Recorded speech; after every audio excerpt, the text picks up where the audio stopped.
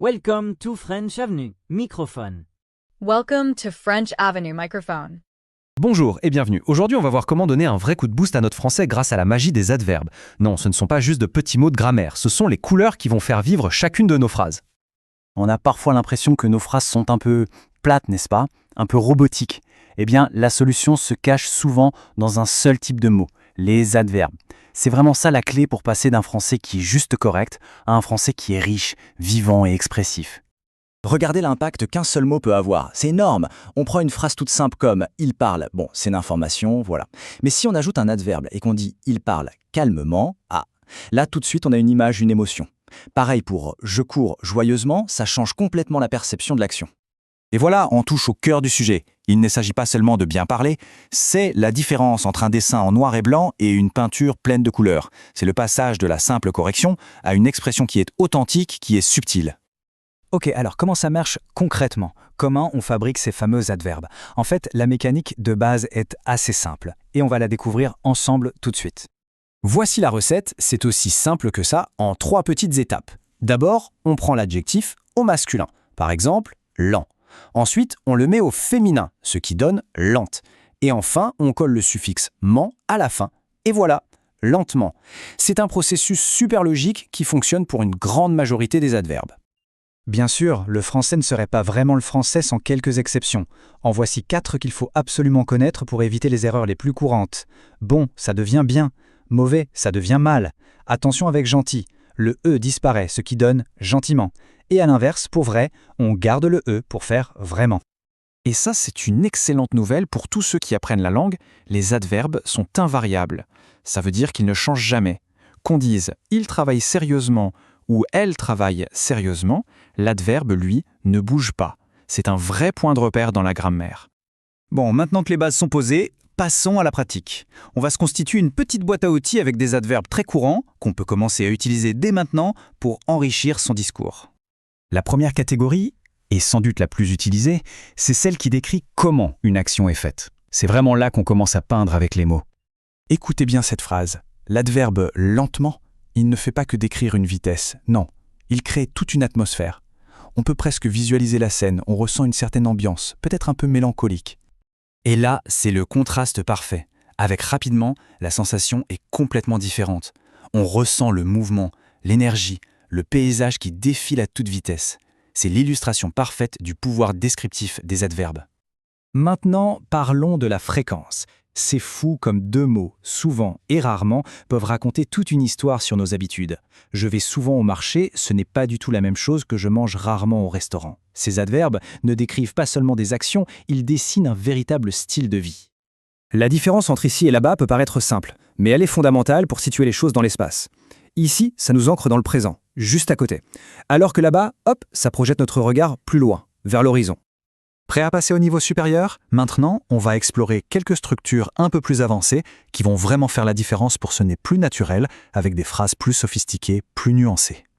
La structure tellement que c'est un outil formidable. Elle ne fait pas que décrire une intensité. En fait, elle crée un lien de cause à effet très puissant, en reliant une action à sa conséquence directe, qu'elle soit logique ou émotionnelle. Prenez cet exemple, il a parlé tellement vite que personne n'a compris. La première partie, c'est l'intensité de l'action. La deuxième, c'est son résultat direct. Cette structure crée un lien logique qu'on ne peut pas ignorer. Et pour comparer des actions, mais sur un pied d'égalité, eh bien la structure aussi que est indispensable. Elle permet de tracer un parallèle très précis, sans dire que l'un est meilleur que l'autre. C'est une façon très élégante de le faire. Ah, ça c'est une subtilité très importante de la langue française. Le choix de l'intensificateur change selon le contexte. Dans un cadre formel, on va plutôt dire très ou extrêmement. Mais entre amis, super ou hyper sonne beaucoup plus naturel. Maîtriser ça, c'est vraiment une marque de fluidité. Bon, connaître les règles, c'est une chose, mais le plus important, c'est de les utiliser. Alors, voyons comment on peut transformer cette connaissance en une compétence active, presque un réflexe. Voici quelques exercices à la fois ludiques et très efficaces. Le journal adverbial, ça force à être créatif. Le jeu de la transformation, ça montre à quel point un seul mot peut tout changer. Et la chasse aux adverbes, ça permet de se rendre compte qu'ils sont partout et qu'ils sont essentiels.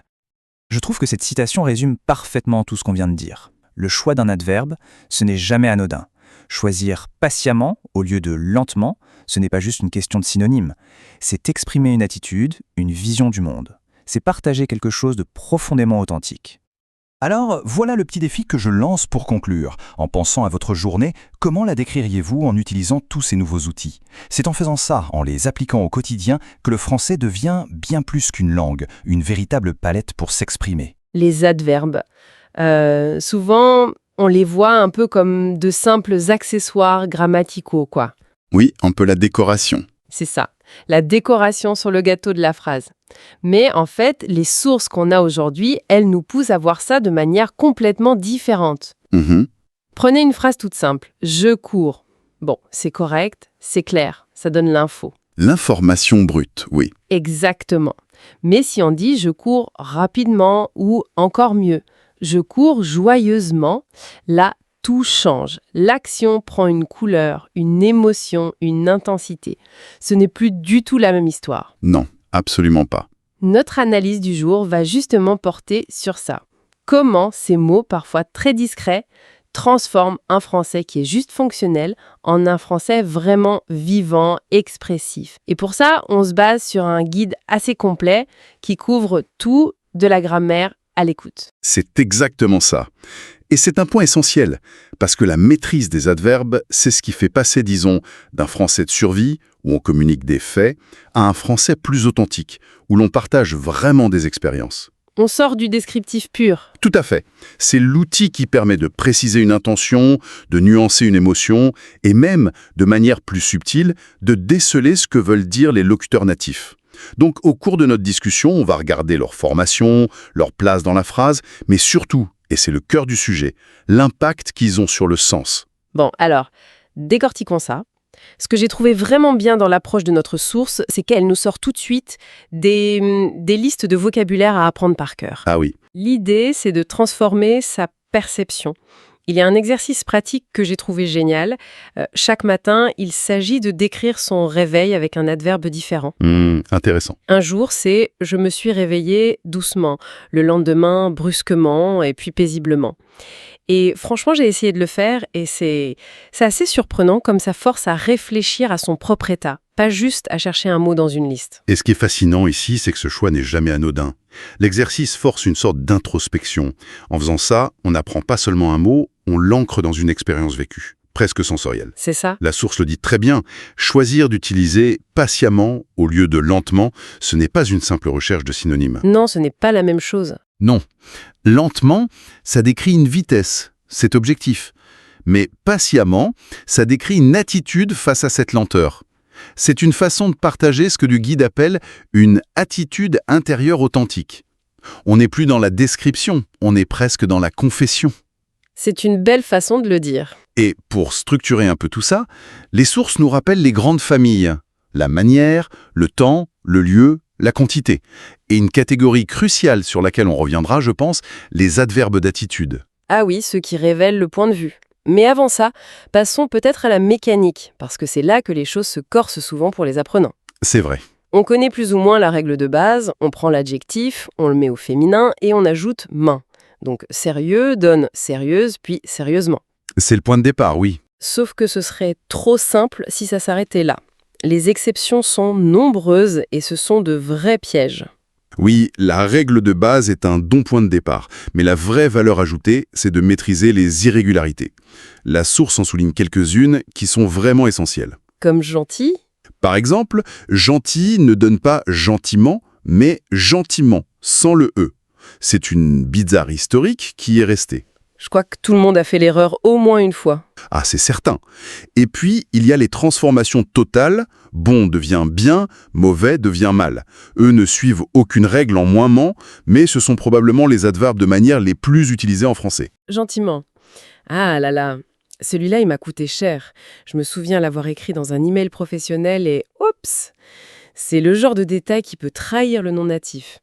Et il y a une autre subtilité, pour les adjectifs qui finissent déjà par une voyelle, comme poli ou vrai. C'est un point très important, ça. Pour ces adjectifs-là, poli, vrai, absolu, on ne passe pas par une forme féminine. On ajoute directement ment à la forme masculine. Poli devient poliment, vrai devient vraiment. Logique, ça évite des constructions un peu bizarres. Exactement. Mais là où ça devient encore plus intéressant, c'est avec les adjectifs qui se terminent en ou en. Oui, comme constant ou prudent. Là, la transformation est différente. Tout à fait. Pour les adjectifs en, le suffixe devient amant. Constant donne constamment. Pour ceux en, le suffixe devient aimant. Prudent donne prudemment. Avec un piège. Un énorme piège, qui est phonétique. Dans les deux cas, on prononce amant. Ah oui, c'est vrai. Constamment et prudemment se prononcent pareil à la fin. La distinction est purement orthographique, c'est un héritage de l'ancien français. Et c'est un des points les plus délicats, même pour les Français. D'accord, excellente précision. Alors, une fois qu'on a le bon mot, la question suivante, c'est où est-ce qu'on le met? Le placement, ce n'est pas du tout au hasard. Non, loin de là. La règle générale, c'est après le verbe. Il parle lentement. Simple. Mais ça se complique avec les temps composés, le passé composé par exemple. Et c'est un point crucial qui révèle beaucoup sur la fluidité de la langue. Les sources sont très claires là-dessus. La longueur de l'adverbe est le facteur décisif. La longueur? Oui.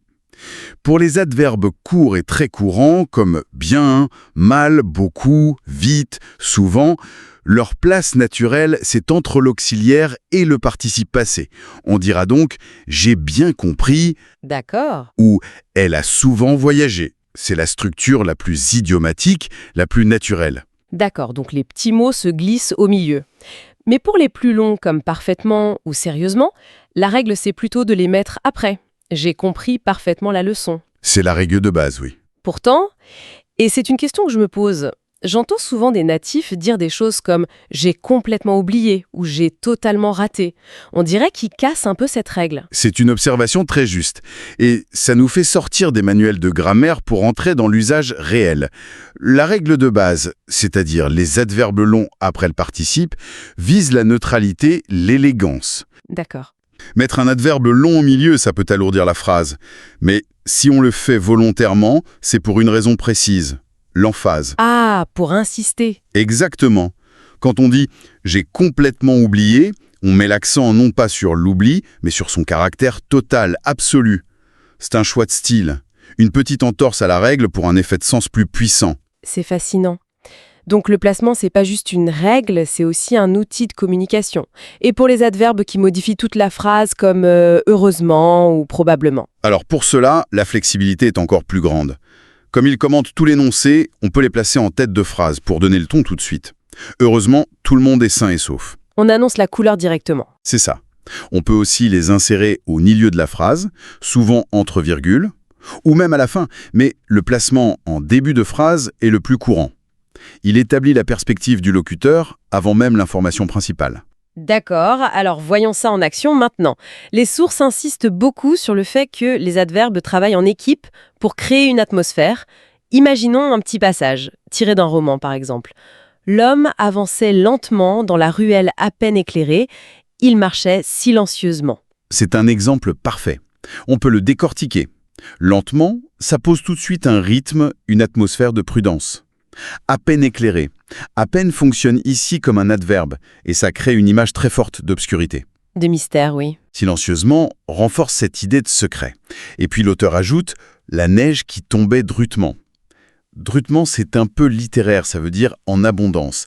Ça ajoute une texture sensorielle, on sent presque le froid. Et là, la rupture arrive. Soudainement, une porte grinça bruyamment derrière lui. Voilà. Et ces deux adverbes, soudainement et bruyamment, ils brisent complètement le calme et la lenteur qui étaient installés. Ils créent un pic de tension. C'est vrai. Sans ces adverbes, ma phrase serait « l'homme avançait, il marchait, une porte grinça ». On a les faits, mais on n'a ni l'ambiance, ni l'émotion, on n'a pas le suspense. On voit bien comment leur combinaison tisse une vraie toile de fond. Et au-delà de ces descriptions, il y a aussi des structures adverbiales qui sont des piliers de la conversation. J'ai noté dans nos sources l'expression « tellement que ». Ah oui, très puissante. Elle est fantastique pour exprimer une conséquence. L'exemple du bide est très parlant. J'étais tellement fatiguée que je me suis endormie tout habillée. Ça crée un lien de cause à effet qui est super visuel. C'est une structure très expressive, oui. Elle relie une intensité à sa conséquence directe. Et dans la même veine, on a des adverbes qui, tout seuls, portent une charge émotionnelle énorme. Prenons déjà dans une question. Ah oui, Ce n'est pas juste un marqueur de temps. Quand quelqu'un demande « Tu as déjà fini ton travail ?», ce n'est pas une simple question. Il y a de la surprise, de l'étonnement face à la rapidité. C'est vrai. Et le temps de la voix change tout. Tu as déjà fini? Ça me fait penser à l'adverbe justement, qui est si difficile à traduire directement. Très difficile, justement, c'est un outil de cohésion dans une conversation. Si on parle de la difficulté de trouver un bon restaurant et qu'un ami répond « Justement, j'ai une nouvelle adresse à te proposer », l'adverbe connecte sa proposition directement au problème. Il dit « Ce que je vais dire est la réponse parfaite à ce dont on est en train de parler ». C'est exactement ça. Et un autre, plus familier, c'est carrément. Il a un peu remplacé complètement ou totalement. Oui, pour marquer une adhésion très forte. C'était carrément génial. Ou même dans un sens négatif, il a carrément refusé. Ce qui nous amène à la question des registres de langue. C'est vraiment une marque de maturité linguistique de savoir jongler avec ça. Précisément. Très est l'intensificateur standard, le passe-partout. Dans un contexte formel, à l'écrit, on préférera extrêmement, considérablement ou profondément. Je suis profondément touchée, par exemple. Voilà. À l'inverse, dans une conversation entre amis, super, hyper, vachement sont très courants. C'est vachement bien ou utiliser vachement dans un rapport professionnel serait pour le moins surprenant. Un peu, oui. Et c'est là qu'on voit que le choix d'un adverbe n'est pas seulement sémantique, il est aussi social. Il signale notre compréhension du contexte. Alors, qu'est-ce que tout cela signifie si on résume un peu ? Les adverbes sont bien plus que des mots de remplissage. Ce sont de vrais outils pour injecter de la vie, de la précision, de l'émotion. Du suspense même, comme on l'a vu. Oui, on a vu que la maîtrise passe par la connaissance de certaines règles, la formation, le placement, mais que le plus important, c'est de comprendre pourquoi on choisit un mot plutôt qu'un autre. Absolument. La vraie compétence vient de la pratique active, de l'écoute. Écouter comment les natifs jouent avec ces outils, et puis oser expérimenter soi-même. Ce n'est pas qu'une question d'exactitude, c'est une question de personnalité linguistique. C'est ça. Et les sources nous donnent des pistes concrètes pour continuer cette exploration. L'idée de tenir un journal adverbial est excellente. S'obliger à décrire sa journée avec des adverbes variés. C'est un très bon exercice. Ou plus simplement, prendre un article et surligner tous les adverbes pour prendre conscience de leur omniprésence. C'est en les remarquant qu'on commence vraiment à les intégrer. Et pour la pensée finale, j'aimerais revenir sur cette catégorie qu'on a juste mentionnée au début, les adverbes d'attitude. La source souligne que des mots comme « honnêtement », « apparemment » ou « malheureusement », ils révèlent ce qu'elle appelle la posture énonciative. La posture, c'est-à-dire ? C'est-à-dire son point de vue personnel sur ce qu'il est en train de dire. L'adverbe ne modifie plus l'action du verbe, il commente l'énoncé lui-même. C'est une sorte de mise en abîme de la communication. C'est un peu comme si le locuteur ajoutait une note de bas de page orale à sa propre phrase. C'est une image parfaite. Et ça nous amène à une question pour prolonger la réflexion. La prochaine fois qu'une personne utilise un adverbe comme « apparemment » pour dire « apparemment le train a été retardé » ou « honnêtement » pour commencer une phrase, quelle information est donnée non pas sur le retard du train, mais sur la perspective de cette personne, sur son rapport à l'information qu'elle partage, son degré de certitude ou la sincérité qu'elle veut afficher. C'est dans cette fine couche de sens que se cache, je crois, la véritable subtilité de la communication.